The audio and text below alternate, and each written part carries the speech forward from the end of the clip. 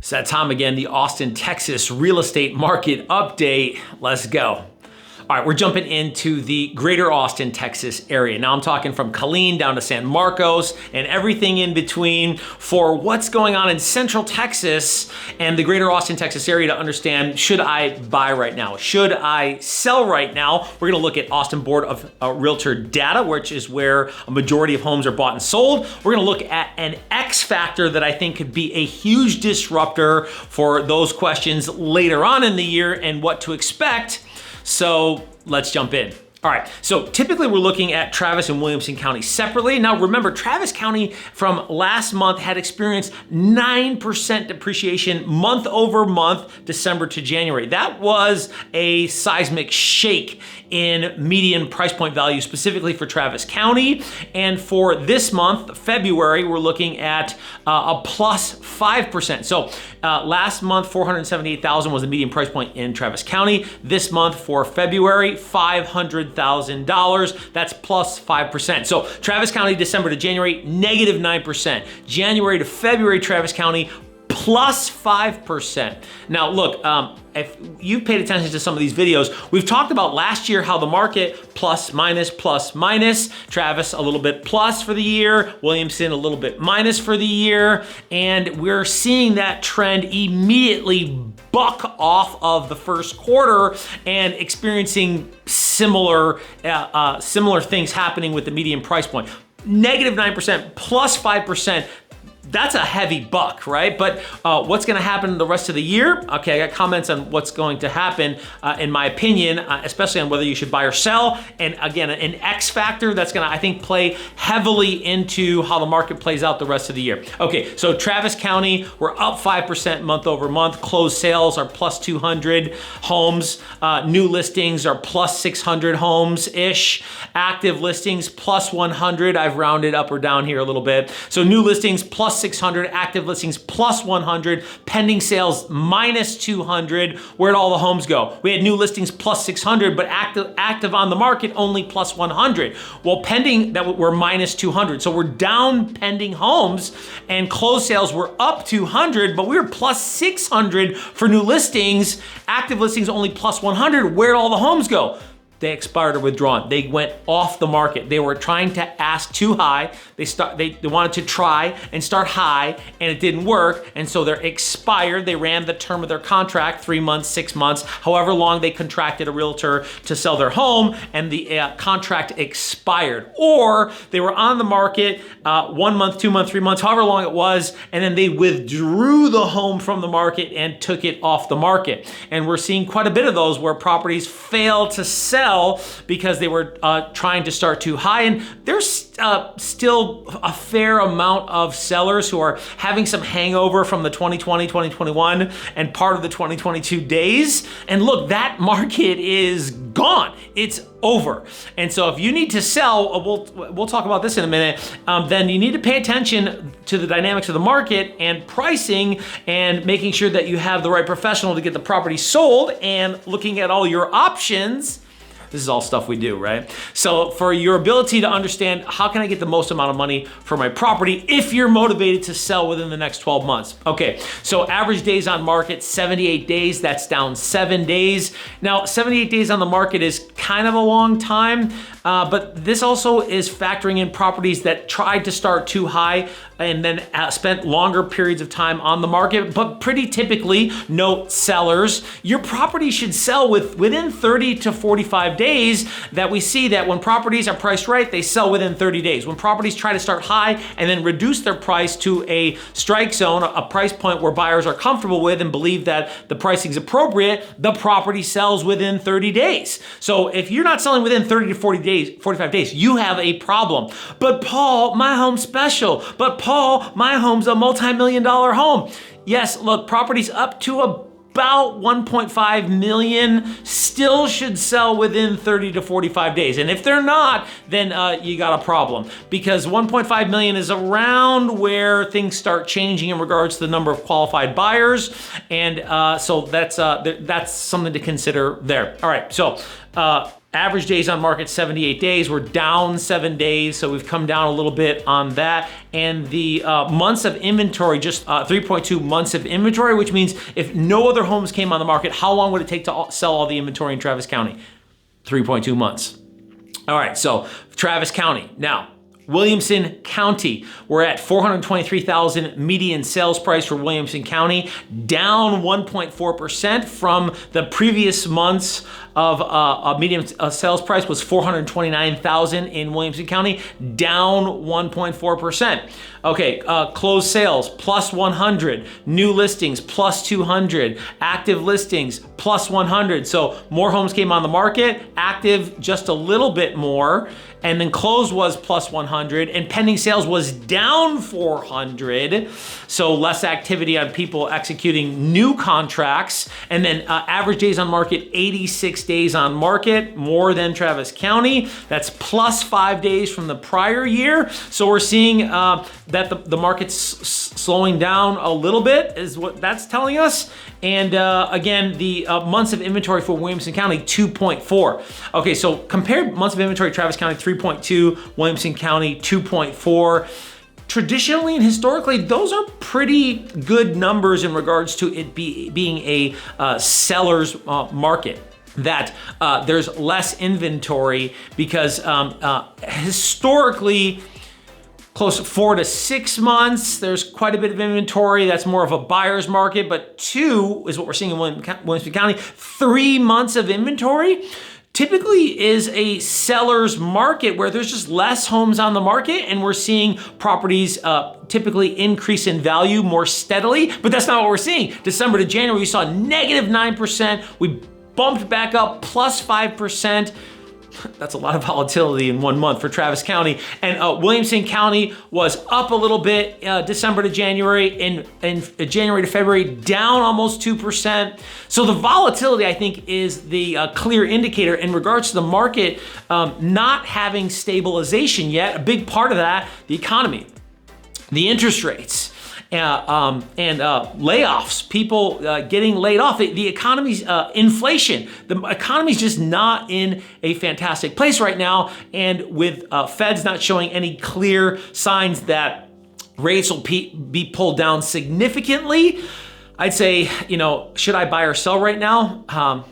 Hold off on that one just for a second, because Depends, because we have an X factor here that I want to talk about that I believe is going to affect overall the national market, and more specifically the greater Austin, Texas market, because we've been experiencing some volatility in the market. 2023, we've seen 2024 already with quite a bit of volatility, up, down, up, down. That's not me just exercising my elbow. And so I believe that there's gonna be more of that because of this X factor that's going to hit in July. The National Association of Realtors class action lawsuit that was just settled for almost $500 million. The National Association of Realtors just settled with this class action lawsuit. And basically what this says, once it gets the stamp of the approval from the courts, which ultimately it will, and will go into effect in July, is just an indicator that sellers are no longer obligated to cooperate with commissions in the multiple listing service, which, by the way, they never had to in the first place.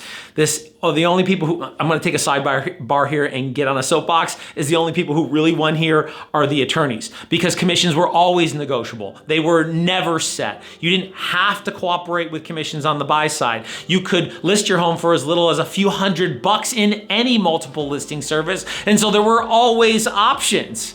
And so the reason why this whole thing is gonna shake out and create some more uncertainty and I believe more volatility in the market is because it's disrupting a cart that wasn't broken. I know sellers didn't like paying the commissions, but the fees were fairly even. A 6% commission, and I hate even using that number because that's not a set number. On the coasts down in Florida, the major cities, Miami, New York, all the coasts along the coast, the more expensive cities, Chicago, 6% is not normal. It's not a normal commission. It's tending towards 4%. But may I digress? Okay, is that sellers were paying the commission that was set to compensate the listing agent and the buyer's agent, and they had their own closing costs, around 6 to 8%. buyers have their portion of the closing costs plus their down payment. So closing costs and their down payment. All right, now down payment could be as little as 3.5%, but it could be 5 or 10%. And so even if it was, let's just say 5% plus the closing costs, well, now they're gonna have to factor in commissions if sellers are not willing to pay, which I have a feeling that if you don't have to pay, and now there's this big campaign communicating that things are changing, and there's this seismic shift in the real estate market, and it's changing everything, and you don't have to pay, there's going to be a public perception, especially with the misinformed mass media, that you don't have to pay, and so sellers are going to elect not to pay, and so who's going to pay? Well, sellers still may have the option to pay. Buyers are probably going to have to take on some of those costs. And why I think this is important is that that's going to cause some confusion amongst sellers and buyers, listing agents and buyers agents. How do we handle this? What are all the different ways that this can shake out? And I think it's going to be a 6 to 12 month term of uncertainty from buyers and sellers, from listing agents and buyers agents on what do we do and how do we handle this. That's going to slow down the market because buyers have potentially have increased costs in some scenarios for sellers who are not paying. Buyers agents are trying to figure out, do I have to go negotiate with listing agents on every transaction? Do I just get a commission secured by the buyer in each for each individual buyer? Because the terms of the contract, or the terms of the agreement are sellers are no longer able to post a cooperative commission in the multiple listing service. That doesn't mean they can't pay one, they just can't post that in the multiple listing service. So that's gonna be haywire in regards to how do we deal with that and what do we do with that. So I do believe that that uncertainty is going to slow down the market. Increased costs for buyers are going to cause some hesitation. Figuring out how to maneuver through what sellers are offering, what buyers are willing to do is further, that uncertainty is further going to slow the market. And I think there's going to be quite a bit of volatility from around July because the court's stamp of approvals will come probably within the next 30 to 45 days. And then once it goes into effect in July, then game on. But even before July, there's already a lot of rumblings and grumblings as far as like, how do we handle this internally in the real estate industry and what do we do?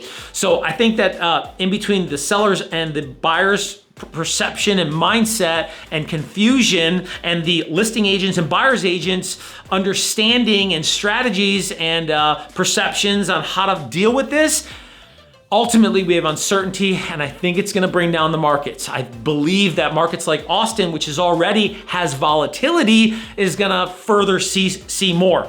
I would not be surprised if we had more depreciation this year than we saw last year, and interest rates are not going to help that. Economic uncertainty is not going to help that. The fact that inflation is probably higher than the government's willing to admit, and that unemployment's probably higher than the government's willing to admit, and that there's just a lot of turmoil in the economy right now. And I think all in all, should I buy right now? Well, I don't know. If it makes sense for you to buy financially and you're comfortable with it, because there's gonna be some good deals out there with sellers that are willing, who are motivated, right? Who are motivated, and you have the right professional who can figure it out, because you'll ultimately need to be sitting down with a buyer's agent right now who, one of the other terms of the settlement was that buyers are going to be required to sign buyer brokerage agreements, meaning that's going to be binding agreement between a buyer and a buyer's agent to be able to do a transaction. Now, buyers don't have to have representation, but I'll tell you, for a $500,000 or $1 million asset, you probably want representation. And I know some of you out there are just gonna go straight to the listing agents. That's a whole nother can of worms as far as how that's all gonna play out and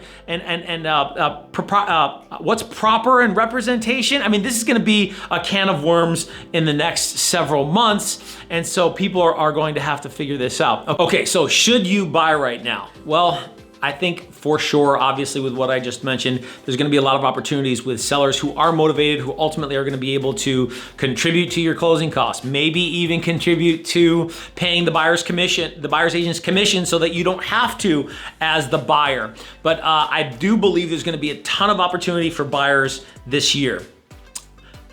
don't try to time the market, whatever you do, because more people who try to time markets lose money or lose a lot of money, especially sellers. So let's get to that. Should I sell this year or sell right now? Because there's people right now who are saying, well, I'll wait till these, the spring, summer months. Hey, people, it's middle of March. We're already in spring, okay? And so we've already experienced considerable volatility. Well, there's more properties come on the market, there's more buyers running around. We're talking about sellers, right? Should I sell right now? There's more buyers running around in the spring and in the summer. True.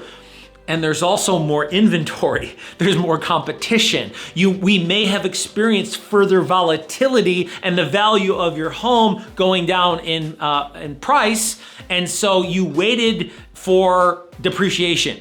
You waited maybe for some depreciation or further stabilization, little up, little down for 2 or 3 months. You get to May or June and you were right back where you started from, and maybe the properties, maybe the economy, the market conditions is in a worse condition. There are so many factors that come into like you being able to try to time the market and gamble. The question is it a good time for you to move right now? Because there are so many factors on what can actually happen over the next 90 days. And for you to gamble that, I tell you, is a huge gamble, in thinking that, well, I'll wait till spring, till later in the spring or summertime because there's gonna be more buyers running around, is a head in the sand mentality with so many other factors that are coming into play, because you could ultimately be waiting for a lower price point. All right. Man, there is just so much happening right now in this market. And I think that the winners are the people who get informed and who have a plan and who have relationships with the right people to figure it out. Because hey, we're servicing traditional sellers and traditional buyers. We worked with hundreds of clients over the years. And ultimately that's led to us being able to specialize with even being able to work with investors or people who want to buy investment properties. So if you're an investor and you're looking for off-market properties, or you have a property that would be considerable for an investor because it has a lot of issues, hey, we specialize in those properties too, ultimately to bring creative solutions for people to win in real estate, whether it's buying or selling or investing. It's about the relationship and it's about the conversation to help you get what you want in the time that you want it. Stay tuned.